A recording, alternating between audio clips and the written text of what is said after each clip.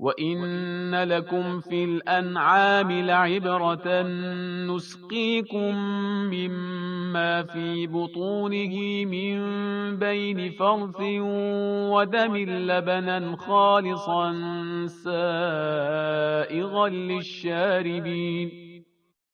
અને બેશક તમારા માટે ચાર પગવાળા જાનવરોમાં ગાય, બકરી, ઊંટમાં ઇબ્રત છે. અમે તેમના પેટમાં હજમ થયેલ ખોરાક અને લોહીની વચ્ચેથી ચોખ્ખું દૂધ તમને પાઈએ છીએ, જે પીનારાઓ માટે મનગમતું છે.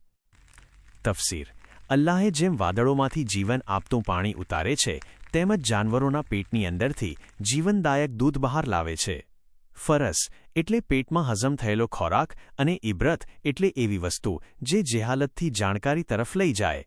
અનામ ચાર પાયાનું બહુવચન છે, છતાં તેના પેટમાં એક વચન વપરાયું છે, કારણ કે દરેક જાનવર પોતે એક એક કરીને આ નિશાની બતાવે છે.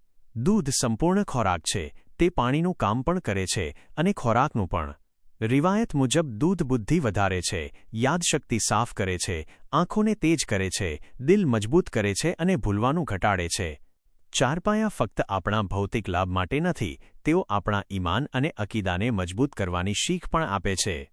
જે અલ્લાહ ઘાસમાંથી દૂધ કાઢી શકે છે, શું તે કયામતમાં માટીમાંથી માણસને ફરી ઊભો ન કરી શકે? જે અલ્લાહ લોહી અને ખોરાક વચ્ચેથી શુદ્ધ દૂધ અલગ કરી શકે છે, શું તે સારા કામોને ખરાબ કામોથી અલગ ન કરી શકે? માણસ દૂધ પીવે છે એ બતાવે છે કે જે અલ્લાહે જાનવર અને દૂધ બનાવ્યું, એ જ અલ્લાહે આપણને બનાવ્યા અને અમારી જરૂરિયાતો જાણે છે. હઝરત અલી અલૈહિસ્સલામ એક પત્રમાં જકાત વસૂલનારને કહ્યું કે જાનવરના થણમાં થોડું દૂધ છોડવું, જેથી તેના બચ્ચા વંચિત ન રહે. જાનવરને થાક લાગે તો આરામ આપવો, તેમને મારવું કે અતિશય કામ લેવું નહીં. ઇસ્લામમાં જાનવરો પર દયા અને નરમાઈની ખાસ તાકીદ છે. જાનવરોમાં દૂધ બનાવવાની અને લોહી અને ખોરાક વચ્ચેથી શુદ્ધ દૂધ બહાર આવવાની પ્રક્રિયા માણસ માટે મોટી શીખ છે કે અલ્લાહની શક્તિ, હિકમત, રહેમત અને કુદરત દરેક જગ્યા ઉપર છે. સાચા અને ખરા માણસો એ છે જે સમાજની ઊંચ નીચ અને વિવિધ પરિસ્થિતિઓમાંથી પસાર થાય, પરંતુ પોતાનો રંગ અને રીત ન ગુમાવે.